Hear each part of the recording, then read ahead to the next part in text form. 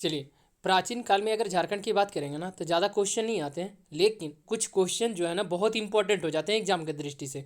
जो यहाँ मैं लेकर आया हूँ बहुत इंपॉर्टेंट है, और साथ ही साथ इसमें बिना बकवास किए, यानी कहने का मतलब बहुत छोटा वीडियो होने वाला है, लेकिन प्राचीन काल में झारखंड की बात करेंगे ना तो टोटल पॉइंट यहाँ मैं लेकर आया हूँ। और साथ ही साथ जितने भी इंपॉर्टेंट क्वेश्चन या तो प्रीवियस ईयर में पूछे गए हैं, सारा क्वेश्चन मैं यहाँ बताऊंगा कि कौन सा क्वेश्चन पहले पूछा गया है। चलिए बिना लेट के क्वेश्चन की ओर बढ़ता हूँ। क्वेश्चन यहाँ आप देख सकते हैं, जो पॉइंट मैं बताया हूँ, मौर्य काल में, यानी कहने मतलब प्राचीन काल में अगर मौर्य काल की बात करेंगे ना, मौर्य शासन काल में क्या क्या चीज़ें हुई थी झारखंड में, क्या कहा जाता था, ये इससे रिलेटेड जितने भी प्रश्न होंगे वो यहाँ पे लिखा हूँ। देखिए, मगध और दक्षिण भारत के बीच होने वाले व्यापार, यानी कहने का मतलब मगध हो गया आपका बिहार उत्तर प्रदेश, ये झारखंड वाला कुछ क्षेत्र जो था ना, कुछ क्षेत्र यानी उत्तरी वाला क्षेत्र, दक्षिण भारत के बीच जो व्यापार होता था ना, उसमें झारखंड से होते हुए जाती थी। व्यापारिक मार्ग जो था ना, वो झारखंड से होते हुए जाता था। तो यहाँ पे अहम रोल हो जाता है झारखंड का, क्योंकि दक्षिण भारत वो कनेक्ट करता था किससे, मगध साम्राज्य को दक्षिण भारत से कनेक्ट करता था। तो कौन कनेक्ट कर रहा है, तो आपका झारखंड कर रहा है, इसलिए यहाँ से इंपॉर्टेंट हो जाता है। तो पहला क्वेश्चन आ सकता है कि मगध साम्राज्य को दक्षिण भारत से कनेक्टिविटी जो था वो किस क्षेत्र से होकर जाता था, तो झारखंड से होकर जाता था। चलिए आगे मैं पढ़ता हूँ। कौटिल्य, कौटिल्य मौर्य काल में ही था। देखिए, इनका जो सबसे अच्छा जो पुस्तक है ना, अर्थशास्त्र, ठीक है, इनसे साक्ष्य कुछ मिलता है। क्या क्या मिले हैं यहाँ देख समझिए। इसमें यानी कौटिल्य के अर्थशास्त्र में झारखंड का उल्लेख जो किया गया है ना, वो कुकुट या तो कुकुट देश के नाम से किया गया है। तो याद रखिएगा इस तरह, कौटिल्य, तो कौटिल्य, वहाँ भी कौट लगा हुआ है ना, कट कट कुट कुट, कट कट कुट कुट, कट कट कुट कुट, इस तरह ट्रिक बना लीजिएगा। ये क्वेश्चन पूछा है प्रीवियस ईयर में, याद रखिएगा। तो कट कट कुट कुट, कट कट कुट कुट, तो कौटिल्य क्या बोले थे, कुकुट देश या तो कुकुट बोले थे, याद रखिएगा।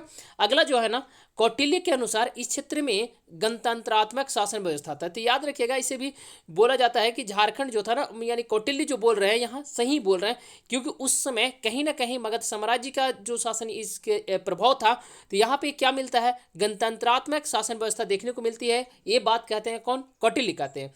यानी कहने का मतलब अपना जिनका संविधान था, रूल के अनुसार ये शासन चल रहा था, ये बात कहते हैं। अब यहाँ पे कौटिल्य ये भी चर्चा किए हैं कि ईब और शंख नदी, ईब और शंख नदी, जिसका नाम पूरा दिया गया इंद्रनावक, यानी दोनों मिलते हैं ना, उस क्षेत्र में हीरे प्राप्त हुए थे। ये बात कहा गया है कौटिल्य के द्वारा अर्थशास्त्र में। यानी कौटिल्य अपने अर्थशास्त्र में कहते हैं कि ईब जो नदी है और शंख नदी, ये दोनों के बीच वाला जो क्षेत्र है ना, उसे इंद्रावक बोला गया, इंद्रनावक बोला गया, और उस क्षेत्र में हीरे की प्राप्ति होती थी। ये बात कहते हैं कौटिल्य अपने अर्थशास्त्र में। आगे मैं पढ़ता हूँ। चंद्रगुप्त मौर्य की बात करेंगे ना, तो मौर्य जो थे ना, यहाँ इस क्षेत्र में किस लिए आते थे ना, तो पहला तो है ना, हाथी मंगाया करते थे। क्या मंगाया करते थे, तो झारखंड जंगली क्षेत्र था, जंगल वाला क्षेत्र था, और हाथियाँ यहाँ ज़्यादा पाई जाती थी, इसलिए चंद्रगुप्त मौर्य और अन्य शासकों ने भी यहाँ से हाथियाँ मंगवाया करते थे। तो चंद्रगुप्त मौर्य भी एक कॉमन शब्द हो गया कि हाथी यहाँ से मंगाया करते थे। अशोक ने बौद्ध धर्म के प्रचार के लिए, ये शब्द इंपॉर्टेंट है, अशोक ने बौद्ध धर्म के प्रचार के लिए झारखंड क्षेत्र में किसे भेजा था, यानी ये आदिवासी बहुल क्षेत्र था, तो इस इधर किसको भेजा था, तो रक्षित को भेजा था, याद रखिएगा। अशोक ने बौद्ध धर्म के प्रचार के लिए किसे भेजा था, तो रक्षित को भेजा था, याद रखिएगा। अशोक के 13वें शिलालेख से इस क्षेत्र का उल्लेख जो मिलता है ना, वो आटविक प्रदेश या आटविक के नाम से बोलते हैं। देखिए, आपुर अशोक होता है, आपुर आटविक होता है, याद रखिएगा। ऐसे भी आटविक क्षेत्र उस क्षेत्र में, यहाँ से झारखंड से लेकर आपको उड़ीसा तक के क्षेत्रों को बोला जाता था। तो ऐसे भी समझ सकते हैं कि आटविक क्षेत्र किसने बोला, आपुर अशोक, आपुर आटविक, याद रखिएगा। आगे मैं बढ़ता हूँ। यानी मौर्योत्तर काल, यानी मौर्य काल के बाद की जो यहाँ जो बातें मिलेगी झारखंड में, क्या क्या था, सिंहभूम में, ये तीनों क्वेश्चन इंपॉर्टेंट है जो अभी मैं बता रहा हूँ।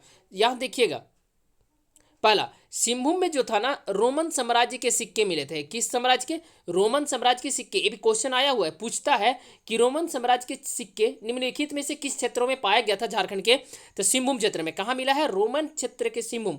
ऐसे भी सिंहभूम नाम रहा सिंह जैसा, तो सिंह और रोमन एक जैसा मिलते हैं। ये भी अंग्रेजी वाला चीज़ है, वो भी सिंह लगता है, थोड़ा सा अच्छा हाइब्रिड चीज़ है, ठीक है। आपका देखिए चाईबासा, चाईबासा में क्या मिला है, इंडोसिथियन।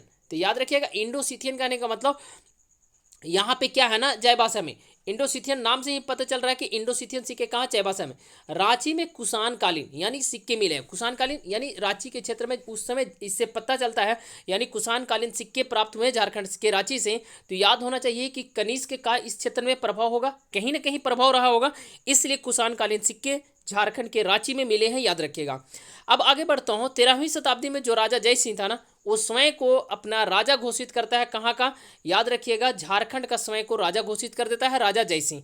इतने ही क्वेश्चन मैं बना पाया और इम्पोर्टेंट क्वेश्चन है, इससे ज़्यादा क्वेश्चन बनाया नहीं जा सकता था प्राचीन काल से। प्राचीन काल में झारखंड क्या स्थितियाँ थी, ये सभी मैं इसमें लेकर आया हूँ। बहुत इंपॉर्टेंट है दोस्तों, याद रखिएगा। अगर वीडियो अच्छा लगे तो चैनल को सब्सक्राइब कीजिएगा,